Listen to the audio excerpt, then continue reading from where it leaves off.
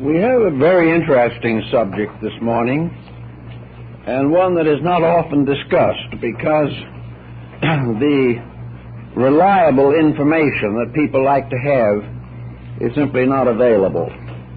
Therefore, we must think in terms of generalities, but we also have an interesting equation here, because the situation with which we are originally involved has descended to us and been re-stamped in our present generation.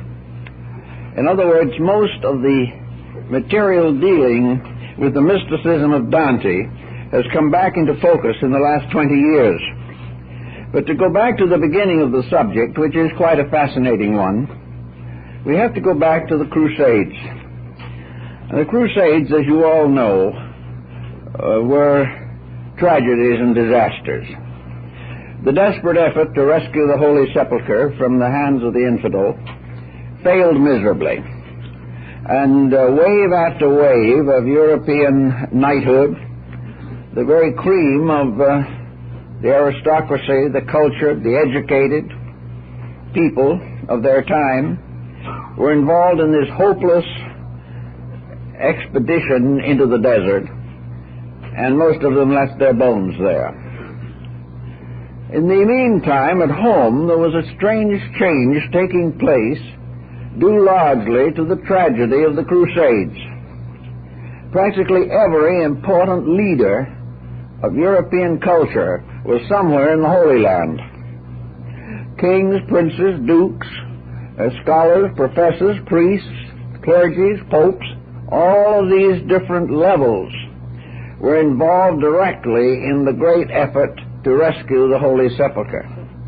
Perhaps the most pathetic of all of the great crusades was the Child's Crusade, in which thousands of children died in the sands of the Near East if they got that far. So it was a very pathetic period, and in this time Europe was deprived of a very large part of its male leadership. Nearly everyone who was strong enough to bear arms was in the great crusades, and the entire internal life of many countries suddenly descended upon women. They were the ones who had to carry on. They not only had to carry on their private family lives, but they had to carry on the management of the state.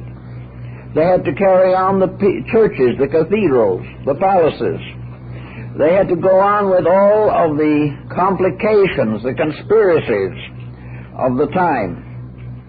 They were suddenly forced to become the leaders of their domestic culture. For the most part, I think we can say they did an excellent job of it. But the most important of their contributions was that as women, they were not much interested in war except in a very unpleasant way. They were not interested in most of the ploys of power that we have become familiar with. They were much more interested in the arts. They were culture conscious. They had a deeper religious insight. They were more given to contemplative considerations. They preferred to fulfill the duties of motherhood. They were the mothers of kings and the mothers of princes.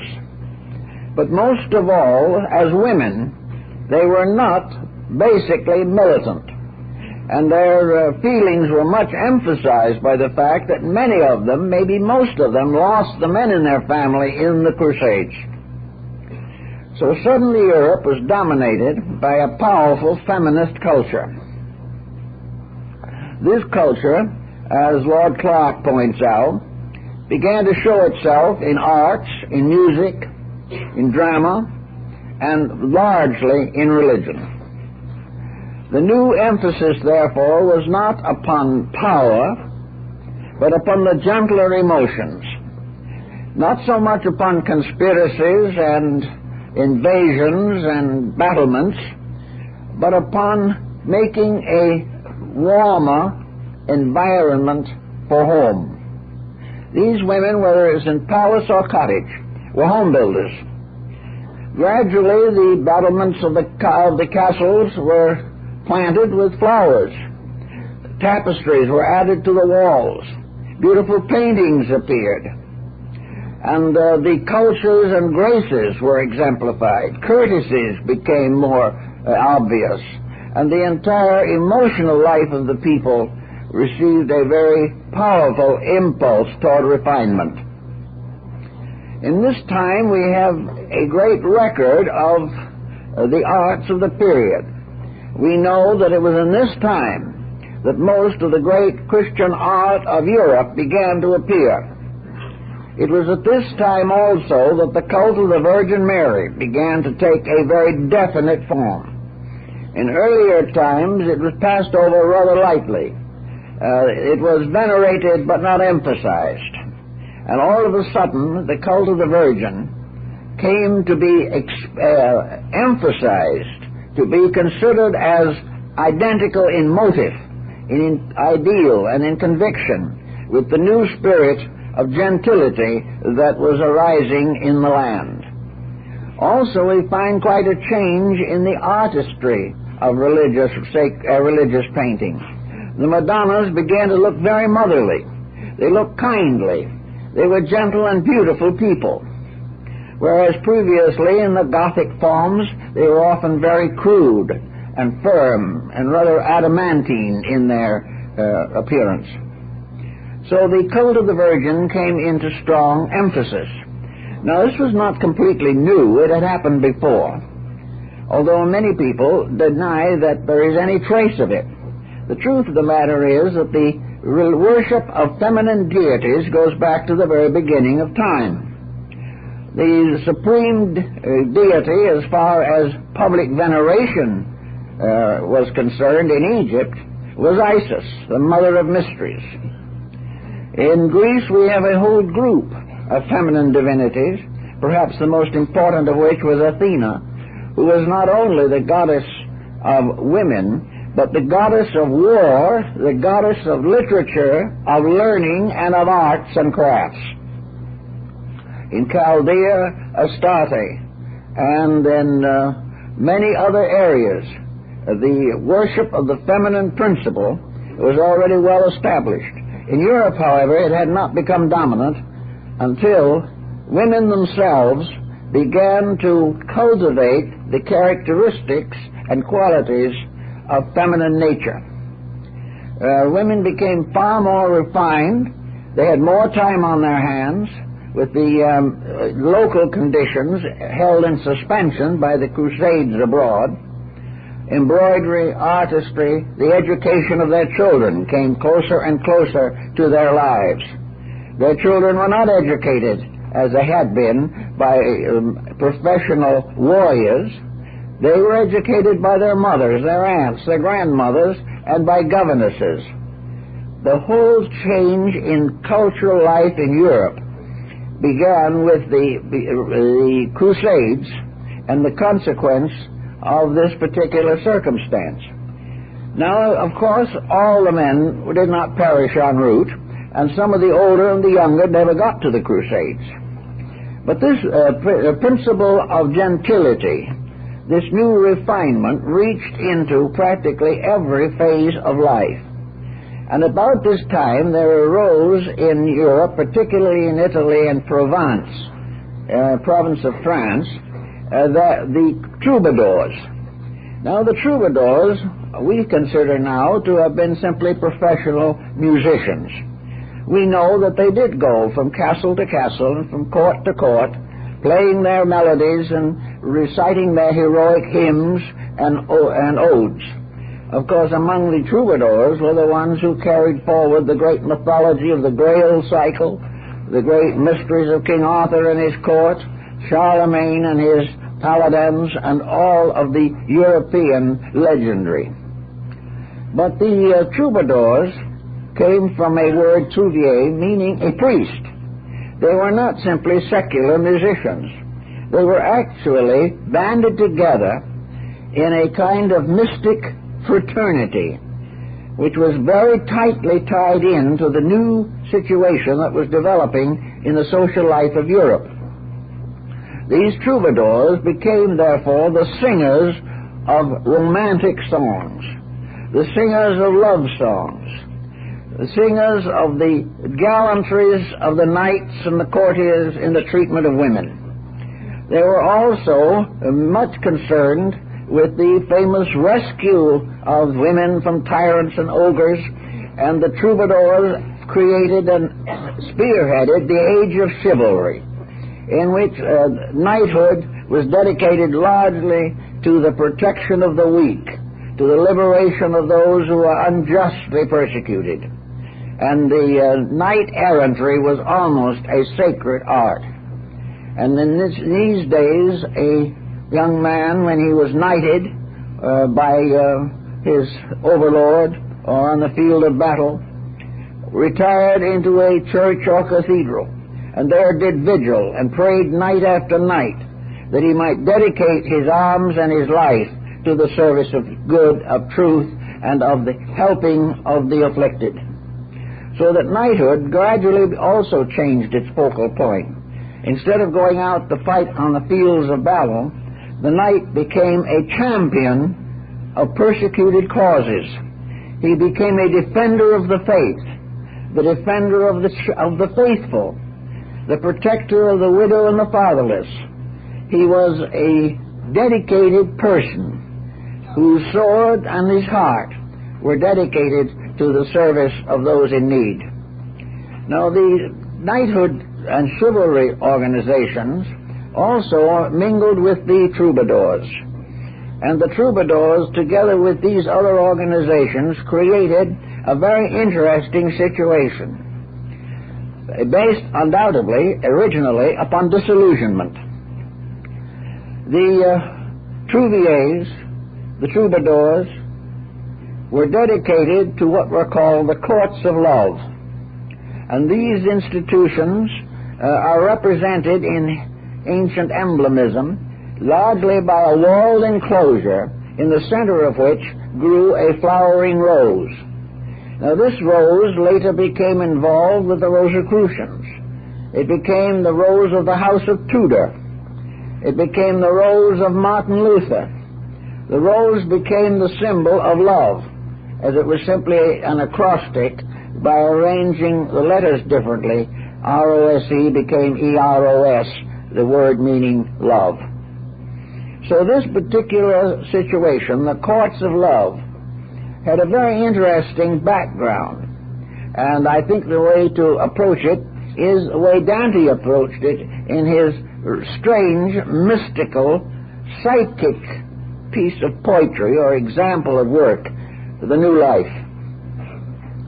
Here we have a key to something.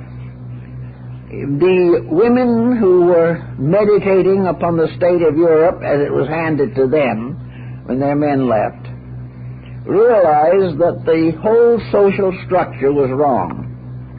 Furthermore, they realized that there had to be a change, and a great many, in fact most men, agreed with them. Because after all, there's no particular pleasure in going out and rotting in the fields of Palestine. It was far better to be home doing things that were constructive or interesting. So what happened was this. It became obvious to these people symbolically that the mind was associated distinctly and definitely with the male principle, and the heart with the feminine principle. And the whole point of the time was the gradual transference of leadership from the mind to the heart. The basic argument was almost irrefutable. All the conspiracies of state, all the selfishness, all the ambitions, all the corruptions seemingly arose from bad thinking. The mind became a kind of tyrant. The mind became a destroyer of life. It invented one device after another to kill people. The mind was a separating force. It was a force that was constantly seeking self-aggrandizement. It was selfish, self-centered, and ambitious for possession and estate. It wanted wealth and power, and would commit all kinds of crimes, including murder, to gain an office that it wanted. It was the mind that planned the stratagems of state. And in the days of the Medicis and the Borgias, the stratagems of state were not particularly ethical. Everything was based upon getting power, using power, and abusing power. This gradually dawned on the minds of those who had passed through the terror of the Crusades, which was one of the most terrible episodes in world history. And scarcely had the Crusades been assuaged when came the next great enemy, the Black Death, the bubonic plague, which for over 300 years ravished Europe. And it is said that before it was over, it had taken in death 2/3 of the population of Europe, man, woman, and child. Here was another great disaster, and the mind was unable to cope with it. The high professors of Avignon could do nothing in their universities to solve the mystery of the plague. They tried everything they could think of, from pleading to God to selling their soul to the devil, but the plague continued, because they did not have the realization or the knowledge or the skill to realize that it was carried by rats. But the plague devastated the people left from the great crusade patterns, and Europe was in a terrible misery. It was in a desperate situation, and life became comparatively meaningless. Even the most powerful were not assured of a single extra day of life. To meet this problem, then, it became evident that something had to be done to change the basic attitudes of human beings. And the circumstances were propitious. The circumstances were made more obvious and set up as better examples by the leadership of women in the period following the Crusades. During this time, they gained ascendancy, and wherever they did gain ascendancy, things were better. They were very successful in maintaining concord rather than sacrificing life and liberty to discord. The troubadours, taking this motive, and followed by many other groups, all the great poets of the 14th and 15th and 16th centuries shared these convictions. Later, Goethe gives us the line, "The eternal feminine leads us on." And this was what happened in Europe. The eternal feminine became personified in the Virgin Mary, and the worship of the heart or love principle began to gain ascendancy. It was decided as important to shift rulership of the personal life from the mind to the heart. Well, the consequence of this effort resulted in a whole group of symbolic institutions and greatly strengthened mysticism in Christianity. Mysticism became the approach by means of love, the courts of love, the love of God, the love of man, the love of nature, the love of truth and of beauty. We come all the way back to Plotinus and his essay on the beautiful. This same spirit moved in Alexandria in the 1st century A.D. It is found in practically all ancient civilizations, but never brought to the same degree of focus as it reached in Europe. So the whole center of gravity, we will say, the hub upon which civilization was to turn, was taken from the rulership of the mind and bestowed upon the rulership of the heart. The heart, therefore, became not only the ruler of life, but the ruler of the mind. It was no longer subject to the mind, but the mind was under the censorship of the heart.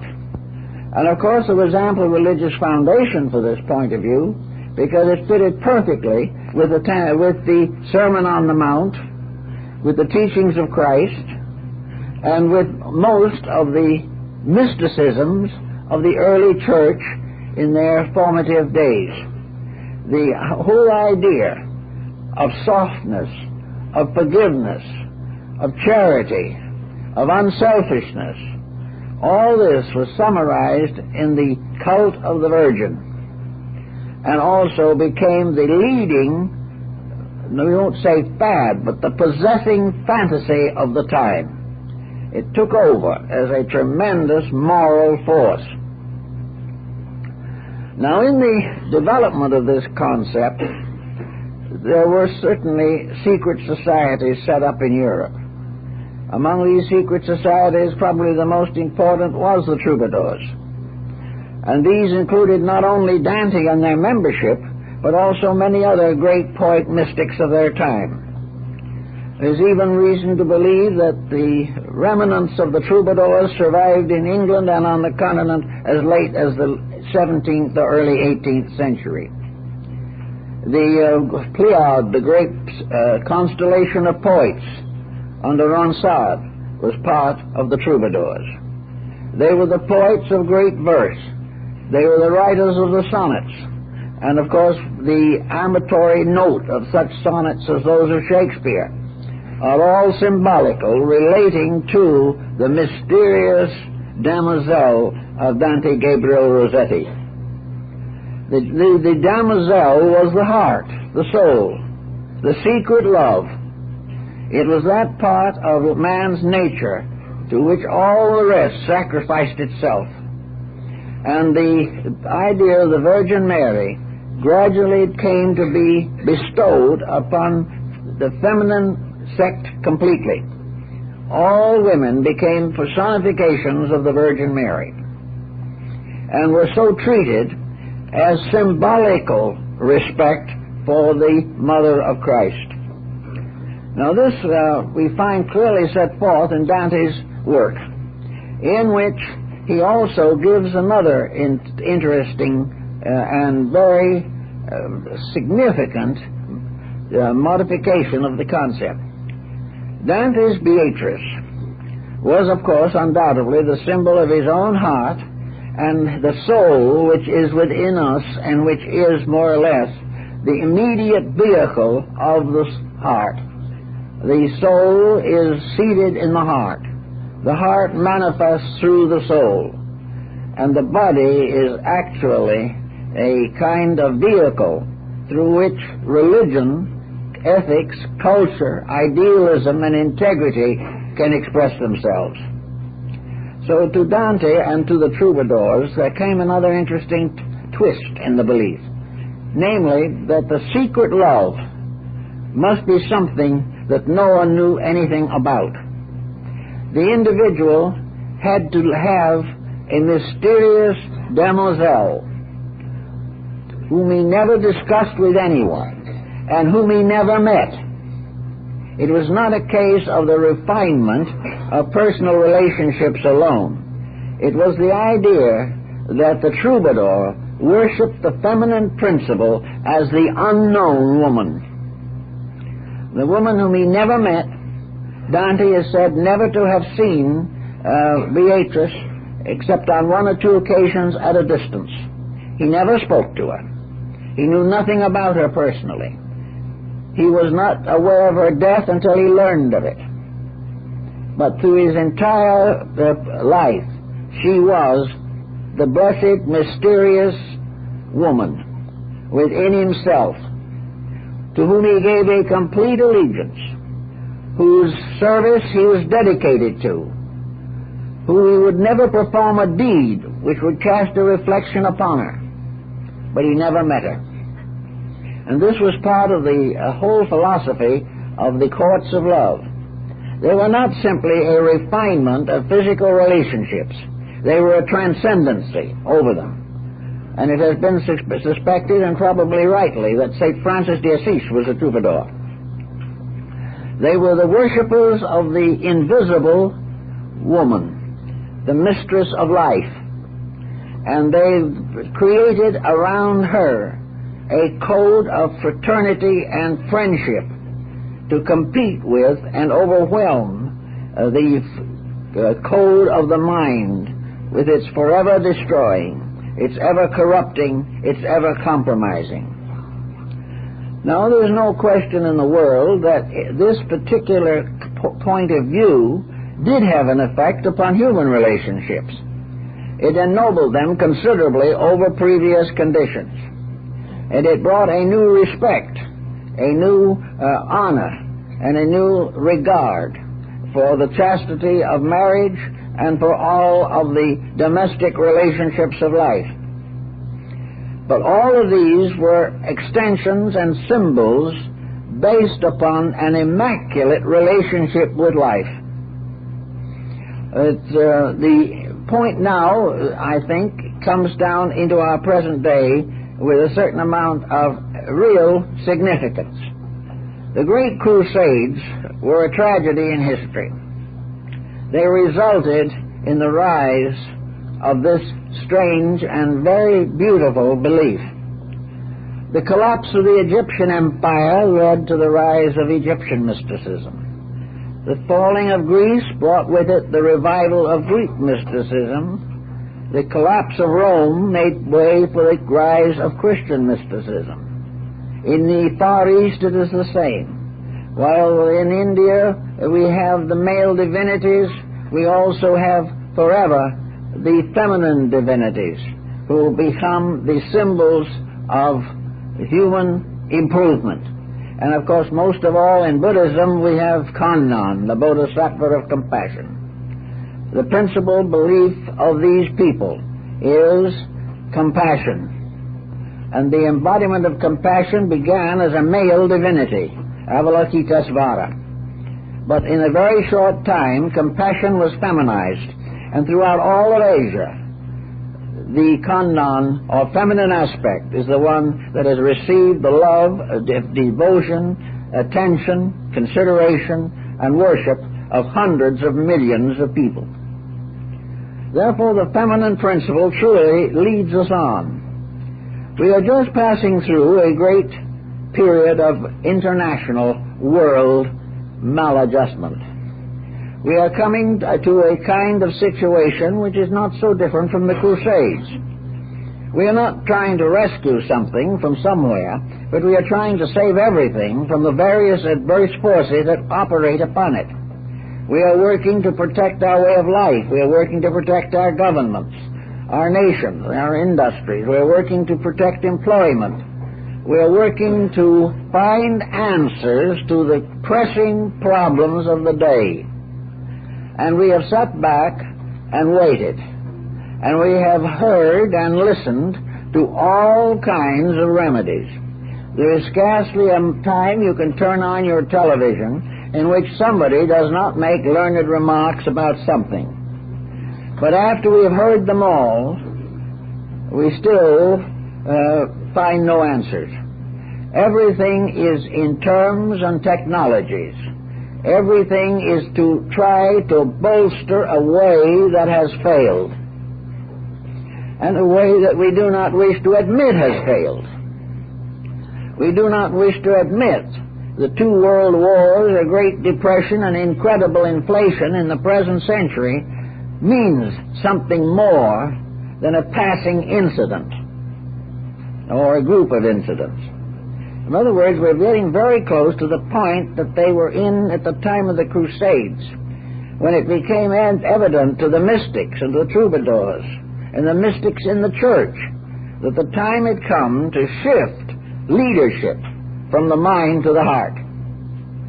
That only in this way is there any hope of creating an integrity.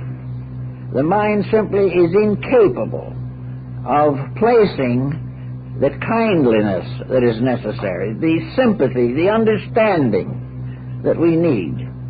These are virtues of the heart. True friendship cannot be accomplished by treaties or legislations, but only by a fraternity arising within the emotional integrity of persons. We cannot bring peace out of the present chaos until we find some way to give love authority over conduct. The old mystics in the church were very certain of this. and in the symbols of alchemy and the symbols of the Kabbalah and everything. These principles are clearly set forth, that the answer to the question is not to be found in skill alone, because skill is a tyrant unless love guides it. There is nothing that we need today that is not obtainable or attainable if our emotional integrity requires it. If we are willing to sacrifice for the common good, it is because we have affection for the common good. If we are willing to put the well-being of another person above our own, this is because we love either that other person or we love the truth or the principles upon which conduct is based. The only solution for the broken home is true love. The only solution to the wayward children is true love. Love that is not contaminated by the ulterior motives of the mind, which has always been, as the Bhagavad Gita tells us, the slayer of the real. On the Crusades, it slayed millions in the deserts of Arabia and Palestine. In 2 world wars, it has slain millions. In the Great Depression, it is threatening the survival of nation after nation, even today, because there is no essential reverence for or veneration for the human being as a creature. We are not concerned sufficiently with the good of others, that we will take the position that was taken by the troubadours in the effort to solve this problem. One thing that Dante points out, and his whole Vita Nuova is key to it, is that in the adoration of the Blessed Demoiselle, there is no requirement for compensation or recompense of any kind. It is too much to ask that she will even smile. It is love given because of love, and it is not dependent upon reward of any kind. It does not follow that if we love another person, they must love us.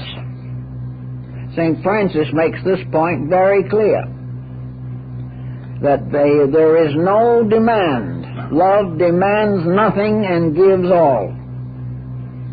And in giving all and demanding nothing, it gains all. In the relation of nations, if love becomes a vital factor, we are not out to benefit from treaties. We are not out to juggle with profits. We are not willing or interested in asking favors for favors granted. These are the ulterior motives that have defeated us since the dawn of time. And these are the motives that are so clearly brought to our attention in Dante's book.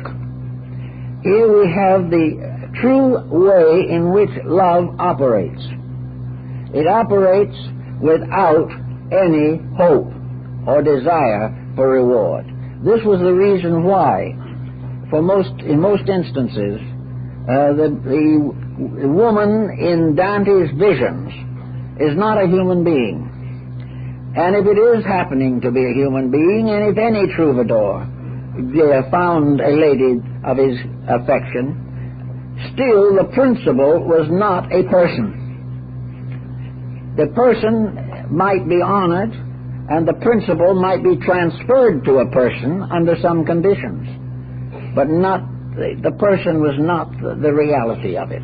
The reality of it was that there was something somewhere that was so beautiful, so wonderful, so pure, so filled with understanding and insight, that it became the one being, the one person, the one thing in the whole world that understood us. And for this person, the individual dedicated all of himself, asking nothing but the right to worship, asking no favor, sending out no prayer for recompense, but simply offering self completely in homage to this divinely significant person.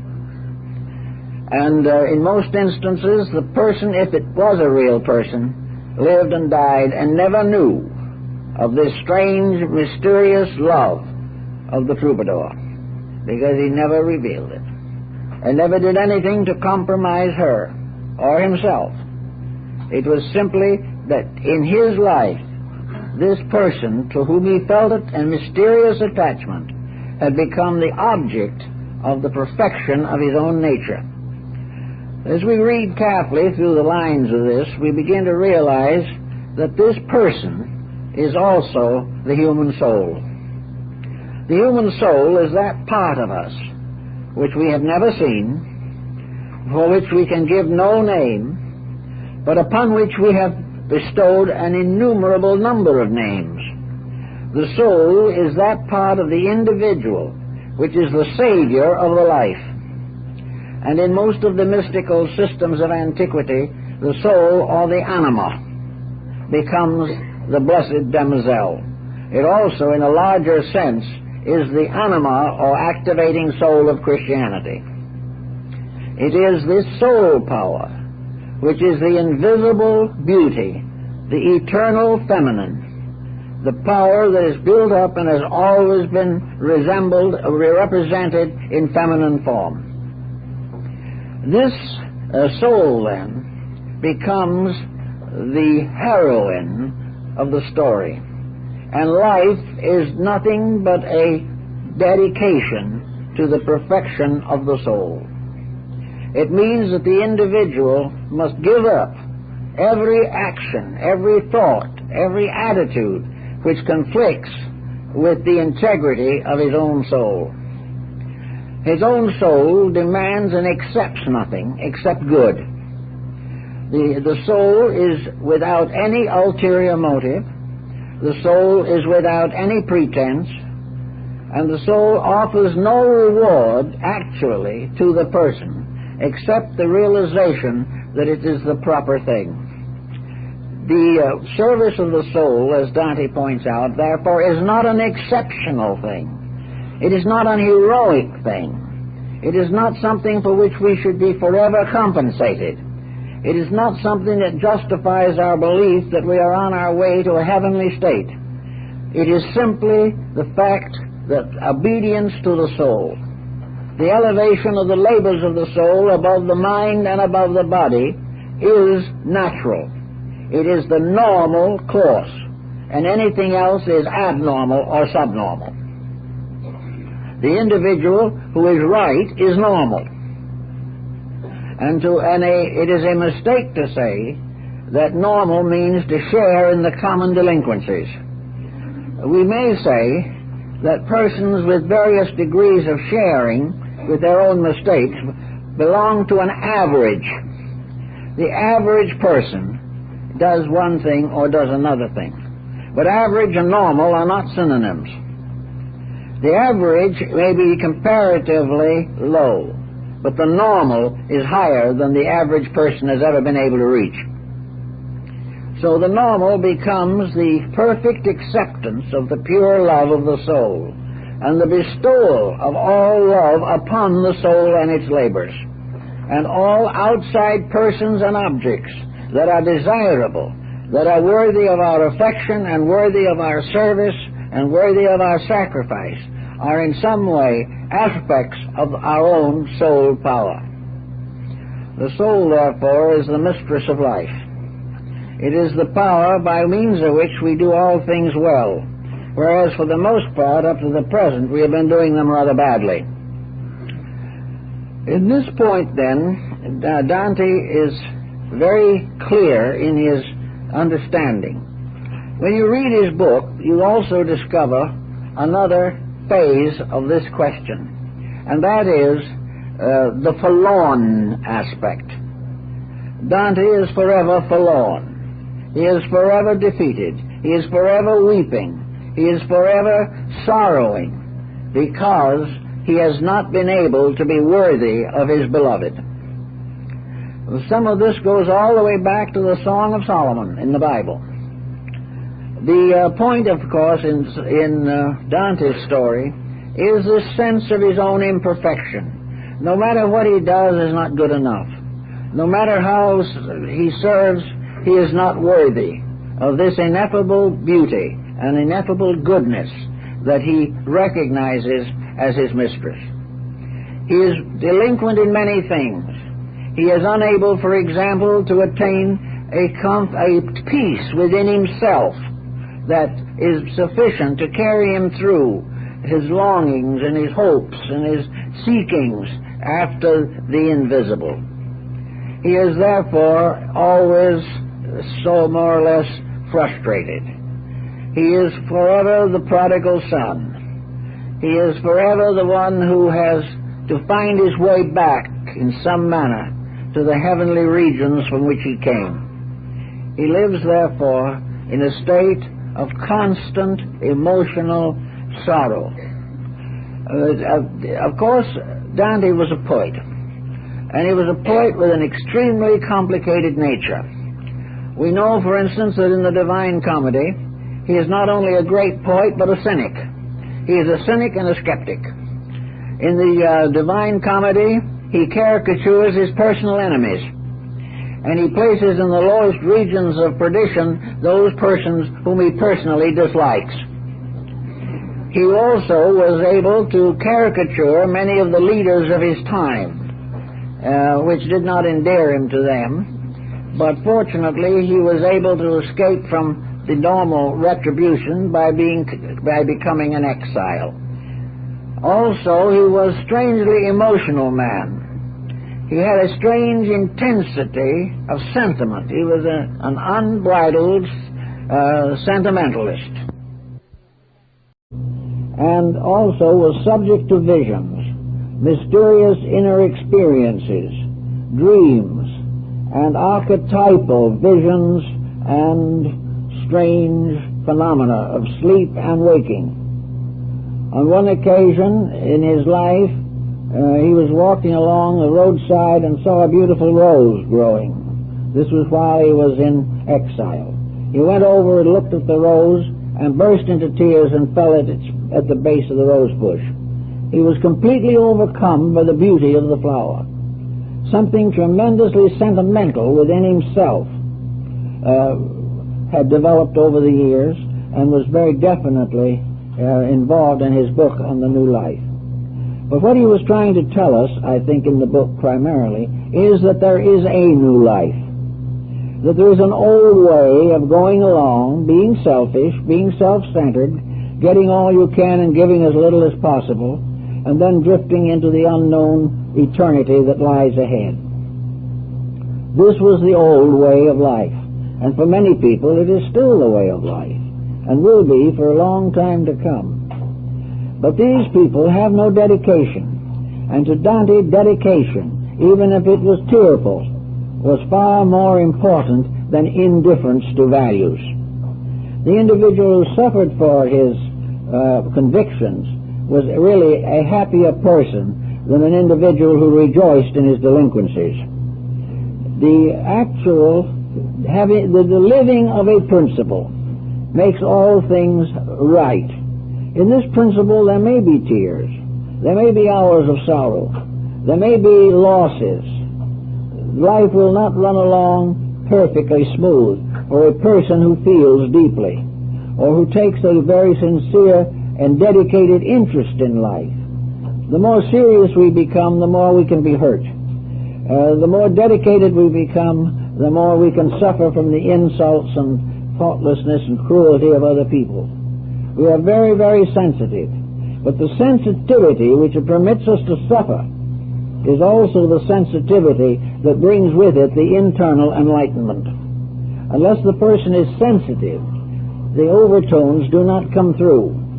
But the person who is sensitive and is able to register the overtones is also hurt by the profaneness of mortal existence. This is part of a mystical type of life. It has been true of mystics since the beginning, that they have paid for their insight by having an understanding or a realization of values that brings with it a certain amount of pain, a certain amount of disappointment, and in many instances many flowings of tears and grief. But it is all worthwhile, because without this, there is no way of bringing about the regaining of paradise.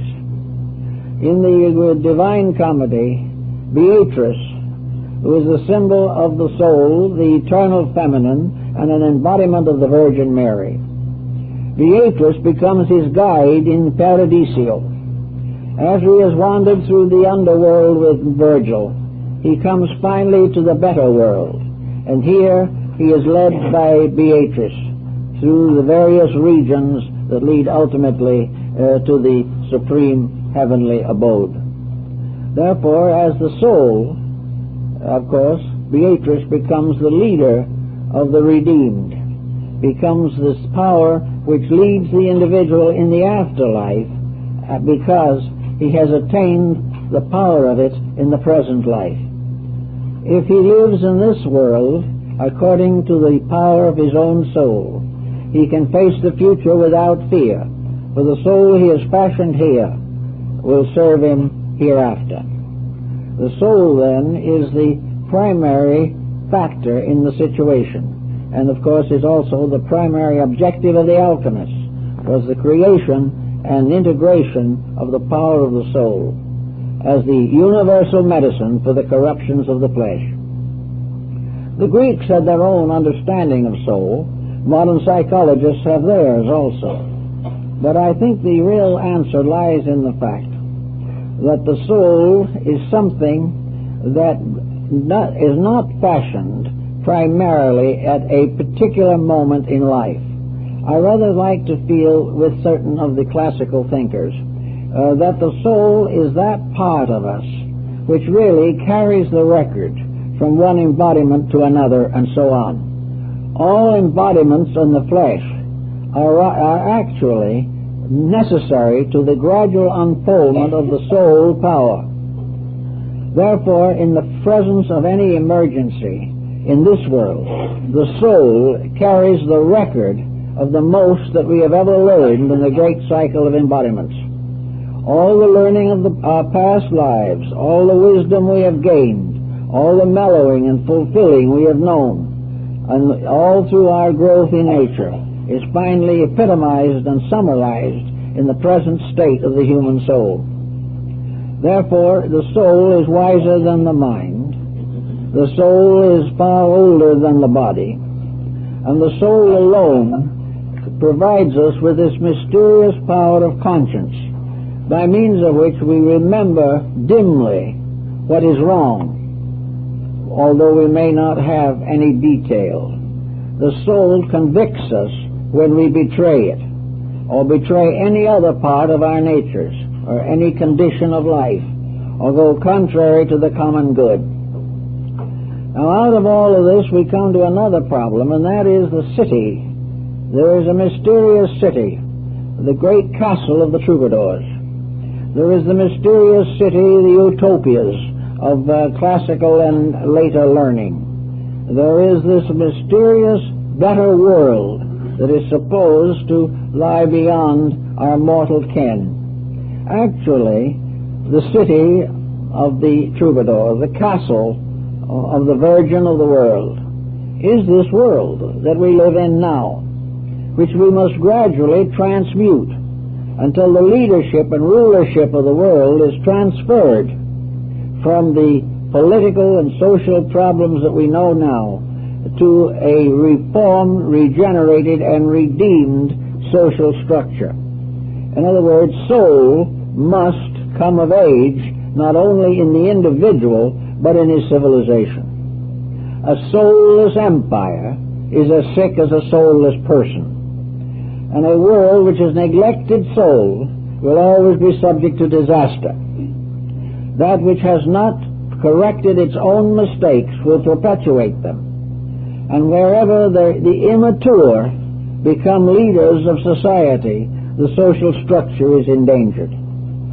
So the perfect world that we would like to think of, the earthly paradise that is promised in the sacred and ancient writings, actually is a redeemed world, a world that has come down to us and the New Jerusalem, which in sense is termed the bride of the Lamb. The church was the bride of Christ.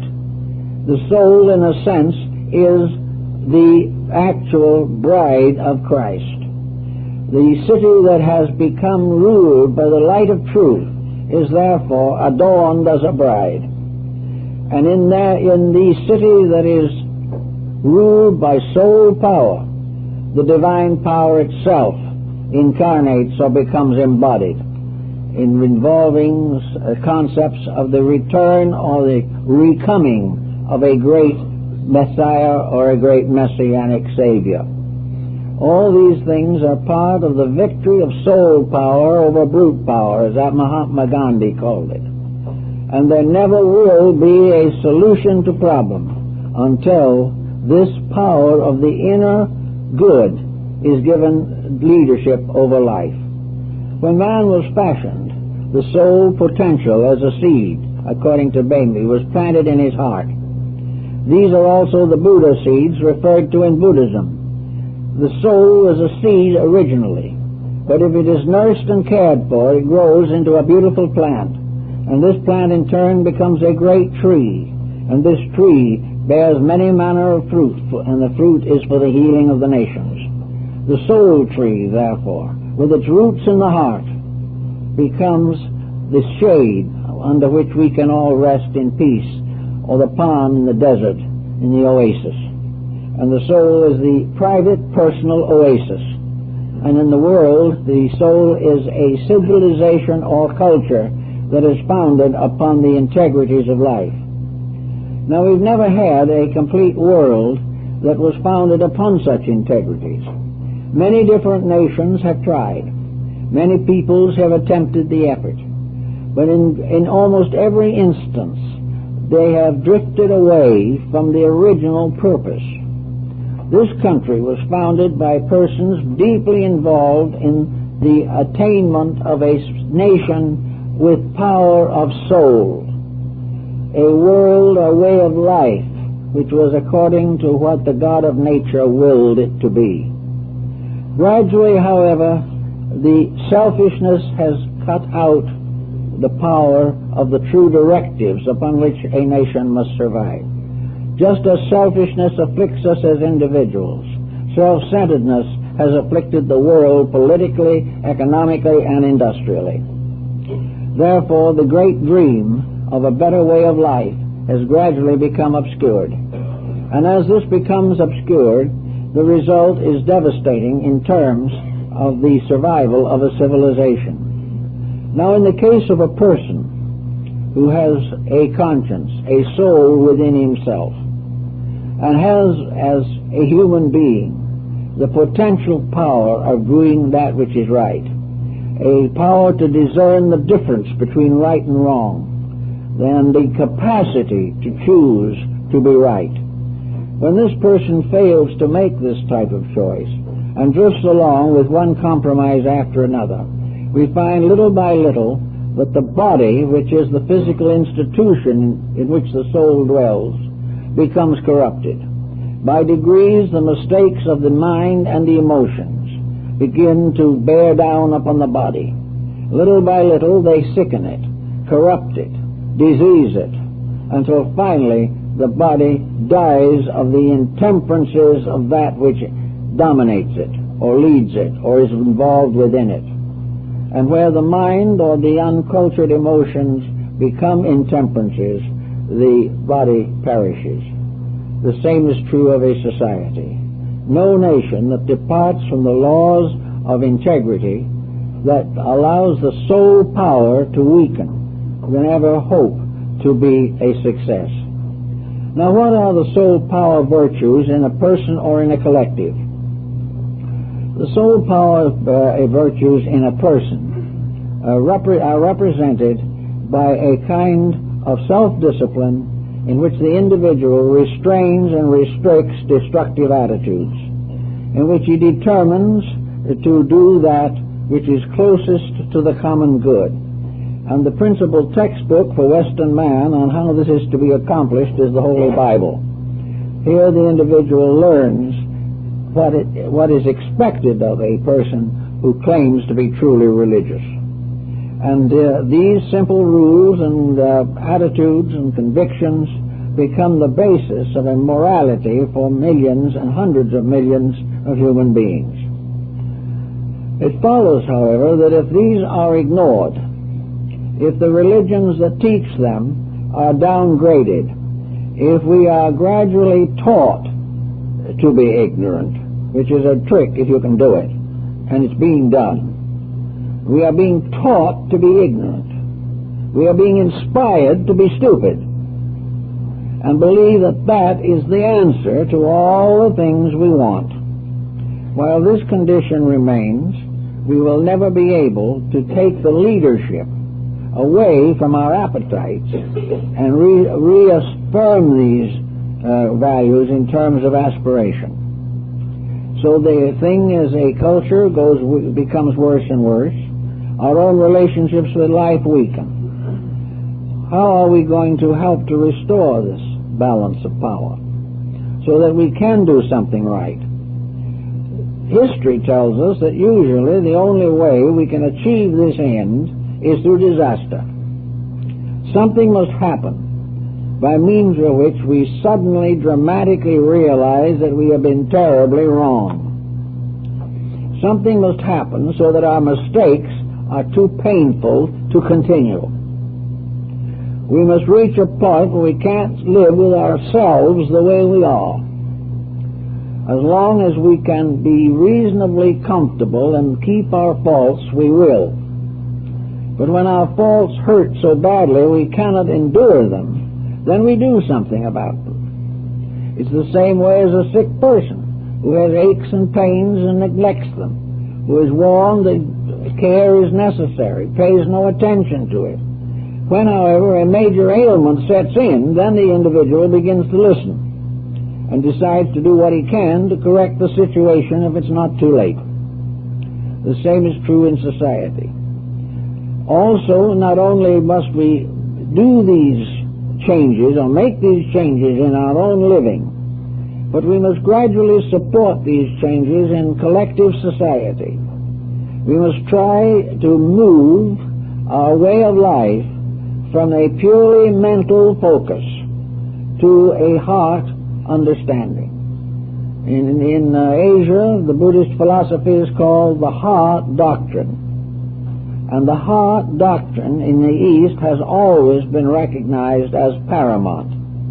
It has always been accepted that all mind and all mentation has as its primary purpose to find ways to fulfill the ideals of the heart. The heart is the true leader, not the mind. But where the heart is perverted or left unenlightened, it can be troublesome also. But an undeveloped heart in an undeveloped mind is an impossible combination and is bound to produce trouble. So in Dantes' understanding of this mysticism, the secret allegiance of the human being to the way of his own heart, an allegiance he tells to no one. He tells no one who his true love is. He would never in any way desecrate the object of his affection by associating himself with it. He knows that he is imperfect, and he is not going to damage the reputation of truth by claiming to possess it and then not live it. So in silence, in complete absence of personal acclaim or recognition, he quietly venerates truth, lives with it, assumes it to be the great love of his life, cherishes it, protects it, but is silent, only showing it by his attitude in various respects, but never proclaiming his true devotion. He doesn't tell other people that he is in love with truth, because if he does and makes a few bad mistakes, people will say truth is wrong. He is not going to disfigure the reality by claiming to possess it, but he is going to glorify it by continuing to serve it day and night, life after life, until through complete submission to the divine plan and the divine purpose by accepting humbly the wisdom of God and the love of God. He is prepared for the next step in the great development of human life and human purpose. So Dante takes this attitude very, very clearly. He is also involved with another interesting factor, and that is that Amor, or Cupid, as it was known in the Greek mythology, who is more or less the deity presiding over love, is male, not female. But Cupid is God as love. In other words, Cupid becomes the divine attribute of love. God, the attribute of love as it is in the divine nature, pure, uncontaminated, and undefiled. It is the divine power as love. And as love, it is the source of all the messianic saviors. Love as the redeeming power within the nature of deity itself. Therefore, in a sense, love is the second aspect of deity. It is also the only begotten of the Father. Love, therefore, enters into the life of Dante as a mysterious being. And this mysterious being is the one that guides him and guards him in his relationships with Beatrice. Beatrice becomes, therefore, the symbol or the embodiment of the vision that true love, as the God power, has bestowed upon Dante. In other words, love in its perfect nature has made it possible for him to love something. And this love of something or someone is made possible because God is love. And therefore it is not an accidental thing. Love is not dependent upon the human being for its survival. It is part of the divine nature. Worlds come and go, continents rise and fall, even space itself is constantly changing its complexion. But the supreme power governing all things governs with love and wisdom. And this love is the eternal rightness of things, which Dante gradually comes to understand. And it is this love which is God, which he is able to manifest through himself in his love for Beatrice. Beatrice, therefore, signifies the proper object of divine love. It represents the symbol of the purpose of love. The purpose of love is to bestow. Love is not something that locks itself within itself and stays there. It must manifest. And the divine love, which is placed in the human heart, manifests through love of something. Love of peace, love of good, love of virtue, love of friend, love of family. The love principle becomes the basis of the growth of the soul power in the person. Therefore, this character appears and floats through Dante's book, always bearing witness to the fact that it is because love exists that the human being can love. It is because love is one of the strongest laws in the universe that it becomes the criterion of all accomplishment. If it was not that love is eternal, all things of themselves would be exhausted in their efforts to develop integrities and values. Love is not mental primarily, nor is it amental. It is not against the mind, but love expresses through the regenerated mind. It recognizes the regenerated emotions, and in a strange way, in nature itself, in natural processes, the eternal love operates in the maintenance of the human body also. Love is the thing by means of which all motivation is brought about, motivation to return to God. And that which is against this motivation is against God. Now, man, being a frail creature and imperfect in all his parts, is unable sometimes to handle the mystery of love. It becomes too complicated for him. He mixes up with passion or lust or greed. He loves worldliness, which in itself is an anachronism. But he has within himself the capacity for the true ideal affection, which is represented in Dante's book. Dante experienced it in himself as a mystical experience. He found it not in the world, but in himself. It was in his dreams that the perfect devotion was revealed. It was in dreams beyond this world that that which must come to this world first appeared. Therefore, in Dante's idea, or ideal, the eternal beauty, which we must ultimately cultivate, is first available only as a mystical experience within ourselves.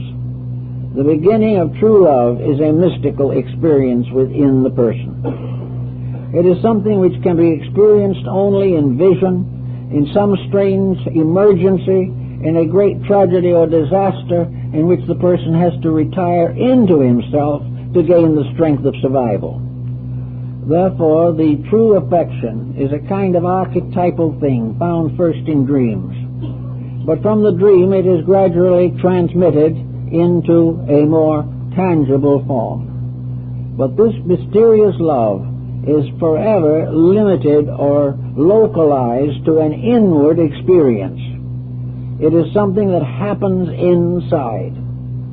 It cannot be clearly communicated in words. It cannot be demonstrated alone by action. Though to understand it or to accept it, you must meet it on its own level. And this the average person cannot do. The person may be grateful for the kindness of another, but this gratitude may not in any sense touch the core of himself, in which he would find the kinship of true minds or true hearts. So to us, the things we try to do nicely are simply episodes. They're incidents. They're natural tendencies. It is natural for parents to love their children. It is natural for us to be kind to our friends. But it is also, unfortunately, too natural to us to be unkind to our enemies. And in this state of affairs, we prove that we do not understand the deeper meaning of the ideals of that we even find in the Sermon on the Mount. Do good to those that despitefully use you. This is a statement from the soul, but very few people are willing to justify it by backing it up mentally or physically. It remains a beautiful abstraction. We have not recognized it yet as an absolute necessity. Out of the whole concept, then, there is a maturing of life. And this maturing of life is gradually a transformation by which we ascend from our present objective focus to a way of leadership in which we become the servants of the divine love of God, in which everything that comes through us is already completely transformed, so that every action is an extension of the divine power through our own lives. It is gradually becoming possible for us to be led by the soul in the ways of righteousness.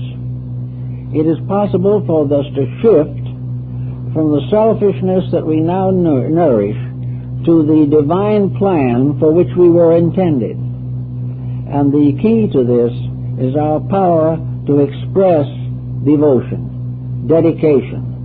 And the emotion that leads to this, the only acceptable emotion in nature, is the emotion of the love of man for the divine.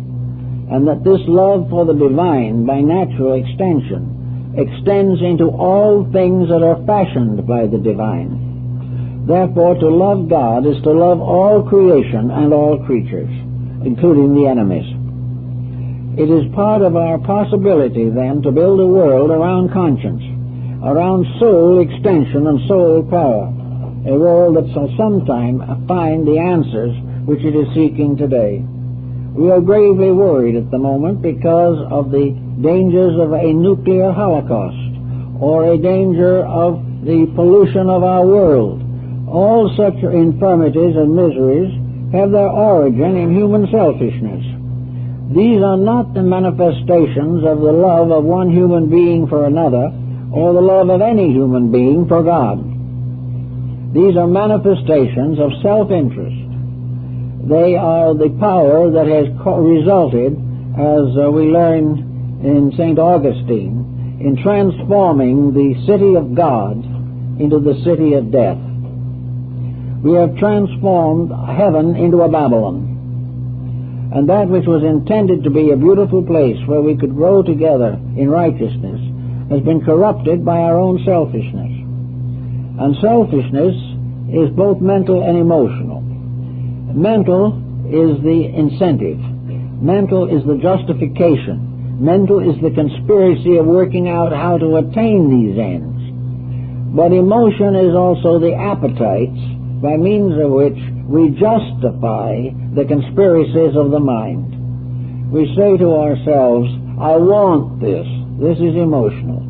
Therefore we say, in this way I can get it, and that is mental. And in this problem of decision, we are very seldom strictly ethical. We make compromises of all kinds to justify our own purposes. So we have to overcome this in one way or another. Either have change forced upon us or make the change by the strength of character within ourselves. Dante's idea is very simple on this matter. Truth is something very beautiful. It's the most beautiful thing imaginable. Just exactly what it is and how to define it is not really very easy to say. But Dante defines it as the absolute object of all human search. He defines it, therefore, in the most perfect form that he can imagine it, and that is the form of the Virgin Mary.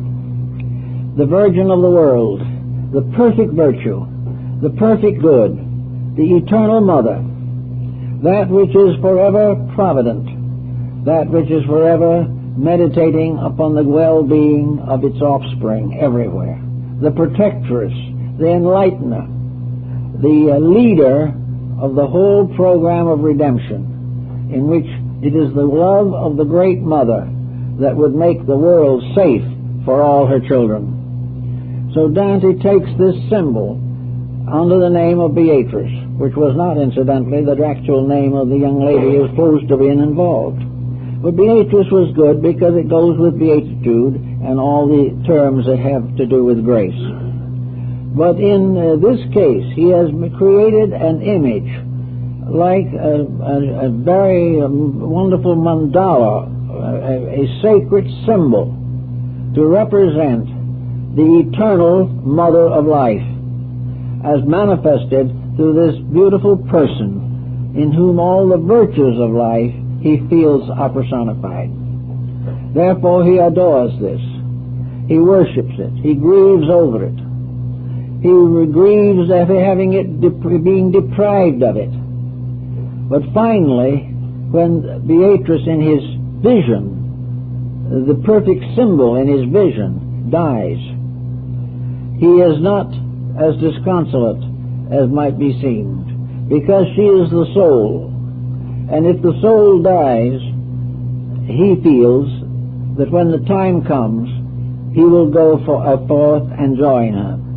And that together, as in the Divine Comedy, they will advance to paradise or to the heavenly region, because she, as love, will lead him there. He cannot go alone. This type of symbolism has so many amplifications and so many ramifications, weeks, months can be spent in trying to interpret all of its mystery.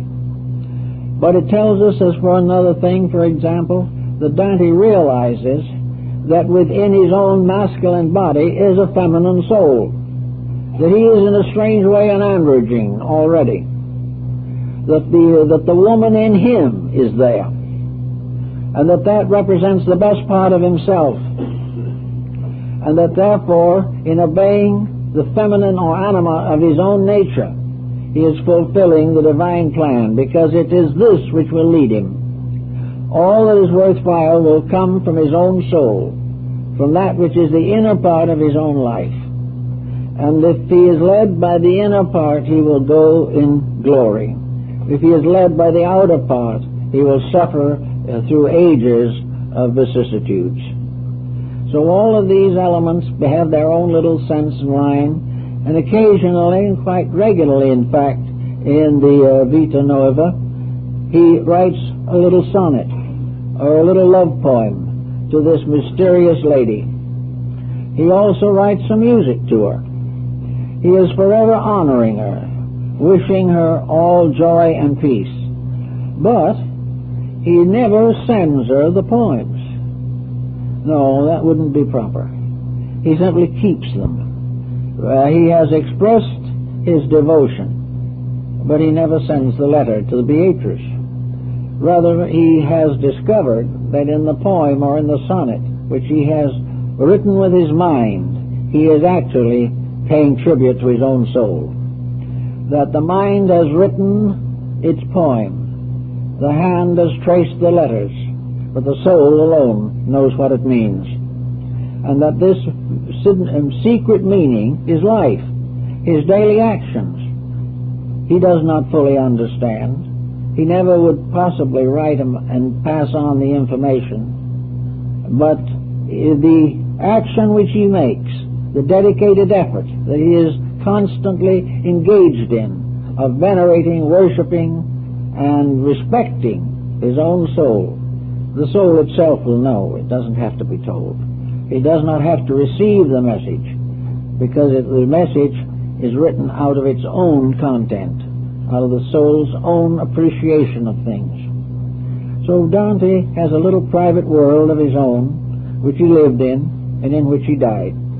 A world in which his entire life, or the most of it at least, was devoted to the strange mystical inner experiences which he passed through along the way, experiences which taught him that somewhere inside of himself was the Virgin of the world, worthy of all respect, and somewhere in space was the Mother of Mysteries, and that this whole great pageantry of love is an eternal mother principle manifesting through a world created for the purpose of sharing in the beauties and graces of heavenly insight.